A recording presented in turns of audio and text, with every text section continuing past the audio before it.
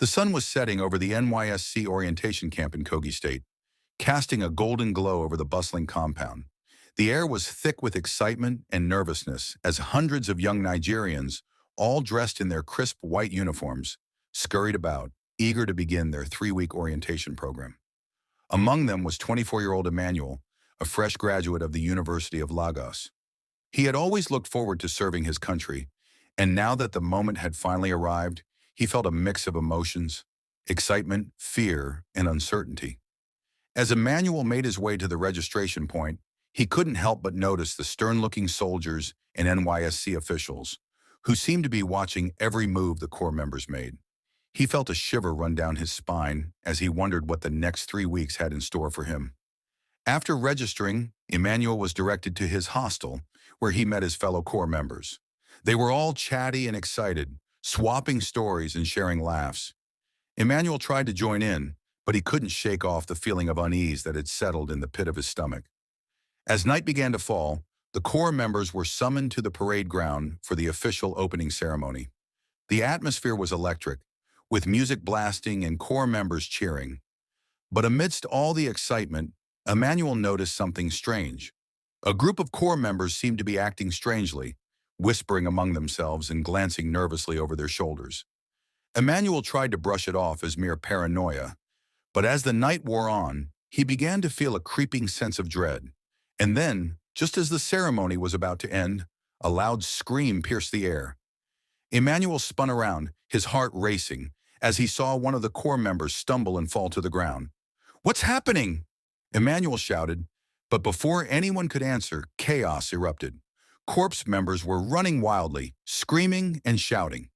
The soldiers and NYSC officials were trying to restore order, but it was clear that something was terribly wrong.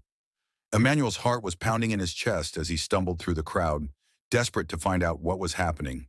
And then he saw it. A figure, dressed in a white uniform, lay motionless on the ground.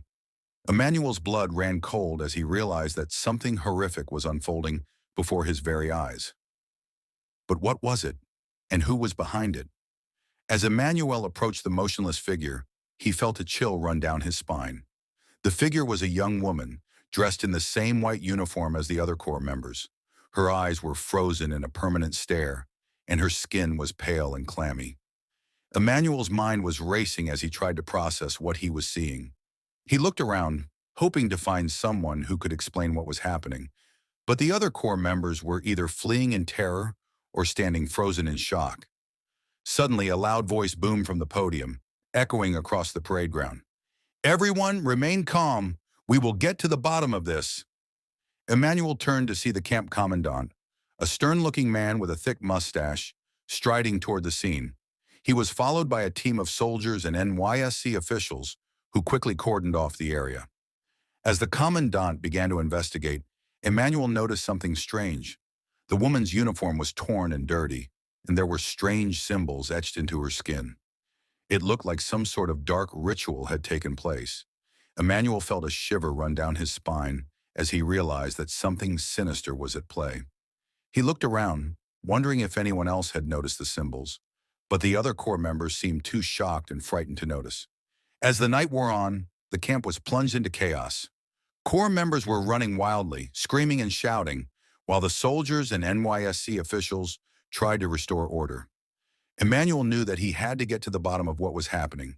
He decided to sneak away from the crowd and do some investigating of his own. As he made his way through the darkness, he stumbled upon a hidden room deep in the heart of the camp. Inside, he found a series of ancient artifacts and strange symbols etched into the walls. It was then that Emmanuel realized the horrifying truth. The NYSC orientation camp was not what it seemed.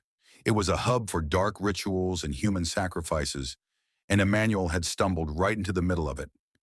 As he turned to leave, Emmanuel heard a voice behind him. "Welcome, Emmanuel. We've been waiting for you." Emmanuel spun around, but it was too late.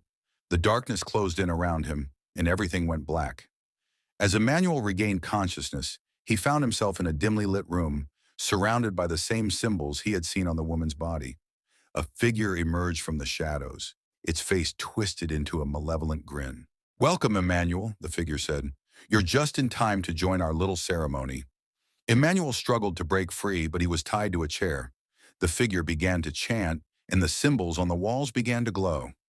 Just as all hope seemed lost, Emmanuel remembered the words of his grandmother, a wise and kind woman who had always taught him the importance of courage and perseverance. "In the face of darkness, shine your light," she had said. Emmanuel took a deep breath and began to pray, calling upon the power of good to overcome the evil that surrounded him. As he prayed, a warm light began to emanate from his body, filling the room and driving back the darkness. The figure let out a scream of rage and frustration as its plans were foiled. Emmanuel, now free from his bonds, stood up and faced the figure. "You may have power," Emmanuel said, "but you will never have control. For I have learned that true strength comes not from darkness and fear, but from light and love." And with that, the figure vanished, and the symbols on the walls lost their power. Emmanuel walked out of the room, into the bright sunlight, where he was greeted by his fellow Corps members and the camp officials. The camp was shut down, and the perpetrators of the dark rituals were brought to justice. Emmanuel, hailed as a hero, returned home to his family, where he was welcomed back with open arms. The moral of the story is that even in the darkest of times, there is always hope. And that hope comes not from external sources, but from within. For when we stand up for what is right and shine our light in the face of darkness, we can overcome even the most daunting challenges. As Emmanuel's grandmother would say, "In the face of darkness, shine your light."